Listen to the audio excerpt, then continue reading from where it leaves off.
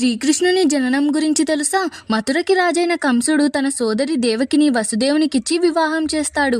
అప్పుడు ఆకాశవాణి నీ సోదరి యొక్క 8వ సంతానం చేతిలోనే నీ మరణం ఉందని చెప్పడంతో దేవకి వసుదేవులను చెరసాలలో బంధించి వారికి మొదటి సంతానం పుట్టగానే చివరి నుండి లెక్క పెడితే మొదటిదే 8వ సంతానం అవుతుందని ఆలోచించి పుట్టిన 6 మందిని వరుసగా చంపేస్తాడు. 7వ సంతానం దేవకి గర్భంలో ఉండగానే శ్రీ మహావిష్ణువు ఇప్పుడు నీ గర్భంలో ఉన్నది ఆదిశేషుడని తనని కాపాడాలని చెప్పి తన గర్భాన్ని వసుదేవుని మరొక భార్య అయిన రోహిణి గర్భంలోకి ప్రవేశపెడతాడు.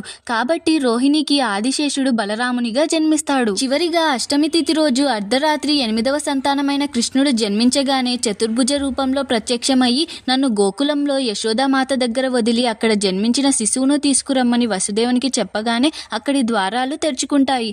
అప్పుడు కృష్ణుణ్ణి వసుదేవుడు తన తలపై పెట్టుకుని వర్షంలో యమునా నదిని దాటుతూ గోకులానికి వెళ్తాడు. అదే సమయంలో యశోదామాతకు ప్రసవ సమయం వచ్చినా నొప్పులు రాకపోవడంతో అందరూ ఎదురు చూసి నిద్రపోతారు. యశోదామాత కూడా అలసిపోయి నిద్రపోతుంది. అప్పుడే తనకి శిశువు జన్మిస్తుంది. వసుదేవుడు అక్కడికి వెళ్లేసరికి ఆ చిన్న శిశువును చూసి కృష్ణుణ్ణి యశోదామాత పక్కన పెట్టి ఆ శిశువుని తీసుకుని వెళ్తాడు. కంసుడు ఆ శిశువును చంపడానికి ప్రయత్నించినప్పుడు తను దేవతగా మారి నీ మృత్యువు గోకులానికి చేరాడు అని చెప్పి మాయమవుతుంది. గోకులంలో ఉన్న కృష్ణుడు అందరూ నిద్రపోతూ ఉండడం చూసి గట్టిగా ఏడుస్తాడు. యశోదామాత కళ్ళు తెరిచి చూసి తనకి జన్మించింది కృష్ణుడే అనుకుని కృష్ణుణ్ణి ఎత్తుకొని మురిసిపోతుంది.